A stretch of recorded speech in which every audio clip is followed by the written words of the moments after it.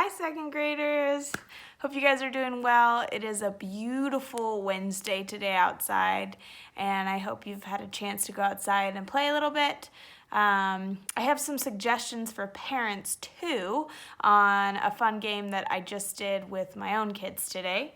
And it's a fun way for kids to be able to practice a variety of different types of educational learning that they need to do. So I have a almost 4-year-old and 5-year-old.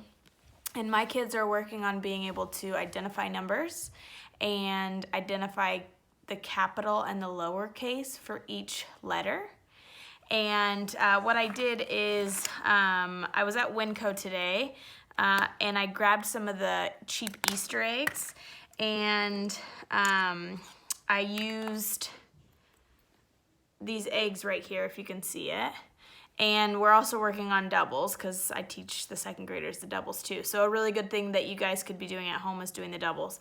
The mistake I made with this is I used an Expo marker, which comes off, and I thought that'd be smart so that I could erase it and then reuse them. Did not work out very well. You can see my hands have some of it on. You should see my kids' hands. So I would actually use like a Sharpie, and if you want to reuse them to use different ones, like addition or subtraction, you could just use like rubbing alcohol to get it off.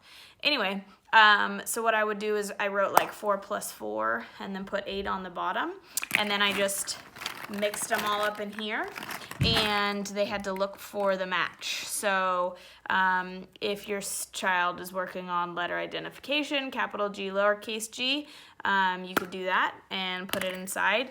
Other ones I did were, let's see, I also did like, it's kind of hard to see because it's coming off, but I put like the little dots, 5 dots, and then they would match it with the 5 on the bottom. So anyway, it's a really fun way that kids can be working on matching. So in second grade, we're working on number fluency to like the number fluency within 20. And so a good thing you could do would be like 6 plus 4, you could write on the top, and then 10 on the bottom, and you could do it that way. Or if your child wants more of a challenge, you could do like a 2 or 3 digit. So you could do like 26 plus 12, write it like that. And then if they have a whiteboard at home, they could write it down there, and then they could figure out 6, 7, 8 would be 38, and then they could find 38 once it's mixed in. So there's an idea. If you're in the store and you see some cheap Easter eggs, it might be a fun way for your student to be working on that. Also, I was super excited. I had a bunch of students reach out to me after giving the Penelope Peabody clue yesterday. If you didn't tune in yesterday, I'm starting something new to help with geography for students to become more familiar with the United States. So this is my friend right here. Her name is Penelope Peabody, and she's lost in the United States. So I give a clue, and in the clue there are hints of what state she's in. So yesterday I gave this clue. It says, "The Great Smoky Mountains are beautiful. I just passed a sign that said, 'Welcome to the Tar Heel State.' A friendly woman told me I should visit the beach where the Wright brothers made the world's first successful airplane flight. It sounds lovely, but I wish I knew how to find it. I'm lost. What state am I in?" I'll let you read it. And I was so impressed with so many students that reached out and told me their answers. If you have an answer or an idea of what state you think Penelope is in, you can either leave a comment on this video, and if you get it right or wrong, I delete it just so that other students don't see the answer and then just guess that too. Or you can send me a Remind app message. Either way is great. I get it either way. And I have 4 students that have already gotten it correct. So I gave this yesterday, was the first time. And then I'm going to give students today, tomorrow, and Friday. And then I will give you a new clue. Penelope will be in a new state on Friday. So you'll get the clue on Friday. But these 4 students have gotten it right so far. Bennett, you were the first one. Way to go, buddy. Bella, got it correct. Way to go. Ava, you got it right. And so did Nikki. Good job, guys. I'm not telling the answer yet because if you would still like to guess, you can. It's the same clue, same one. She's in the Tar Heel state. That would be a good thing for you to Google and look up. Or you could look up where the Wright brothers made their first successful flight. That would be the other clue. So I will reveal the answer on Friday, and then I will also give you a new clue on Friday of a different state that she's in. So it's kind of a fun way for us to stay connected. I also have been having the hardest time getting this up. It just won't let me send longer videos, so I'm still trying to work on that. But it is coming. Also, parents, I emailed some resources to you through email.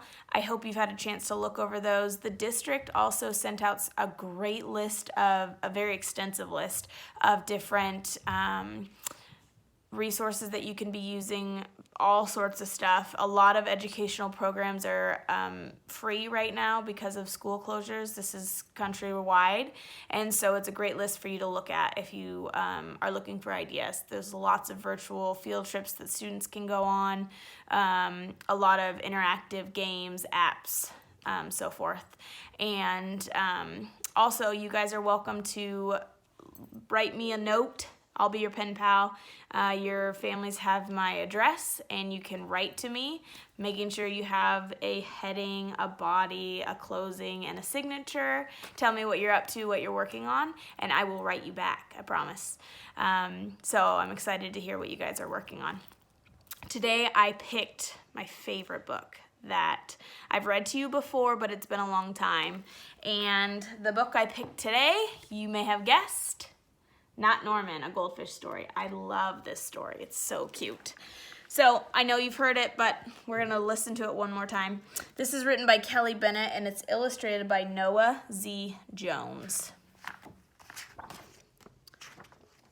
Not Norman, A Goldfish Story.